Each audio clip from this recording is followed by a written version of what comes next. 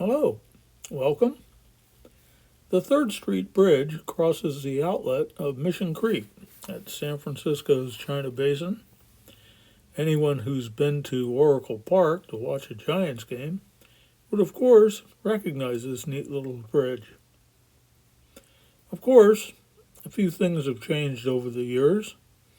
This view, taken from Southern Pacific's 3rd and Townsend station, is looking over the intersection of 3rd and King Streets. Today's Oracle Park occupies this vacant lot, as well as the area where the buildings on the right are sitting. Market Street Railway's streetcar 952 is on the 3rd Street number 29 line and will cross the 3rd Street Bridge just another block to the right. In this view, you can see the bridge at the end of 3rd Street, connecting to what used to be Kentucky Street, which itself would later become 3rd Street to the south. This wartime photo shows 2 U.S. naval ships being provisioned, as well as a Santa Fe car float in position at the ferry apron. Looking down 3rd Street, past the 3rd and Townsend station, you can see the bridge just to the left of the China Basin building.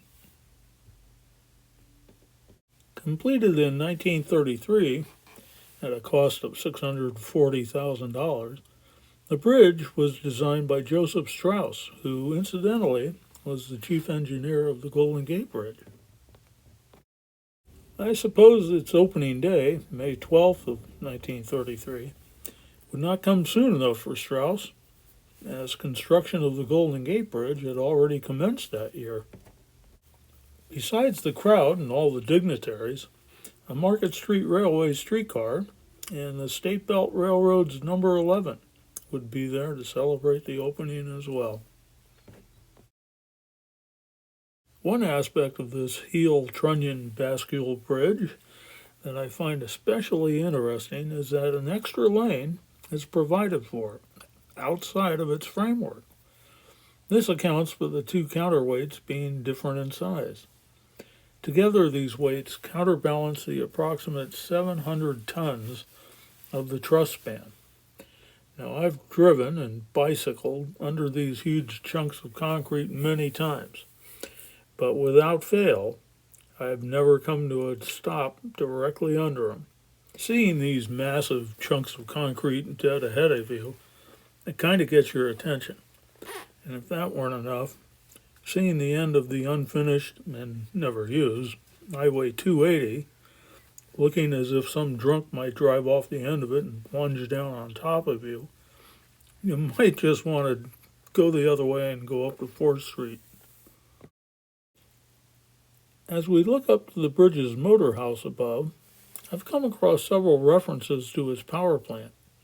One said that a 30 horsepower motor was all that was required to activate the drawbridge, but another said that there were 2 200 horsepower motors in the motor house. I could believe either to be the case, I suppose. It is counterbalanced after all. The motor operates a rack and pinion on each side, attached to the upper part of the truss span.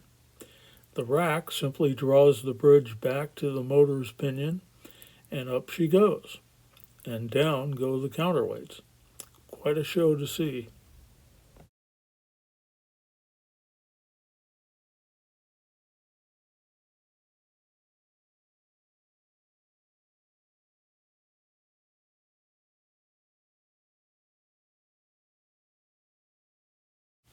The bridge has recently gone through a complete refurbishing.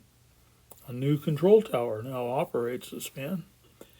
Simply calling the city at least 60 minutes before you wish to sail through is all that's needed to have an on-call operator come out and perform the magic.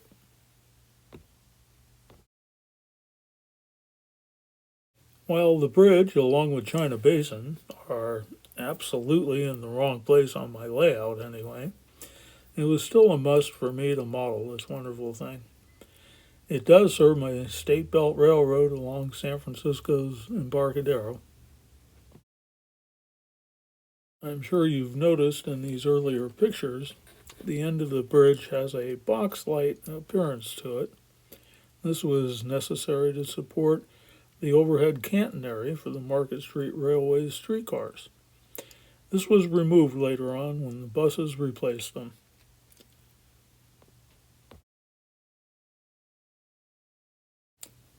The bridge served both the Santa Fe and the Belt Railroads, allowing each to continue their work up and down the Embarcadero on San Francisco's waterfront.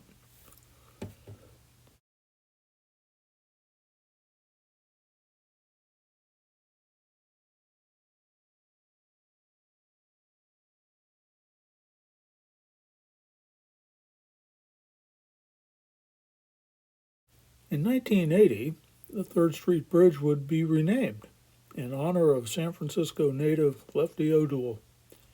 Francis Joseph O'Doul was born in 1897 out in the city's Bayview district, then commonly referred to as Butchertown. A fine left-handed pitcher, he would play for the San Francisco Seals, and following that, he would play in the major leagues for 11 years, playing for the Yankees, Red Sox, Giants, the Phillies, Brooklyn Robins, and then back to the New York Giants, who would win the World Series that year. Lefty was chosen to the All-Star team that year as well. After hurting his arm, he moved to the outfield and became a prodigious slugger. He won the National League batting crown twice, in 1929 and 32. Had a lifetime batting average of .349.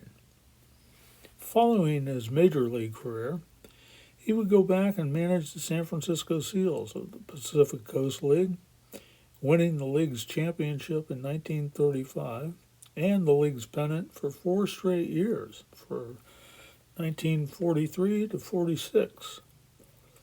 So, today, the Lefty O'Doul Bridge maintains its most appropriate position, right next to the Giants' Oracle Park.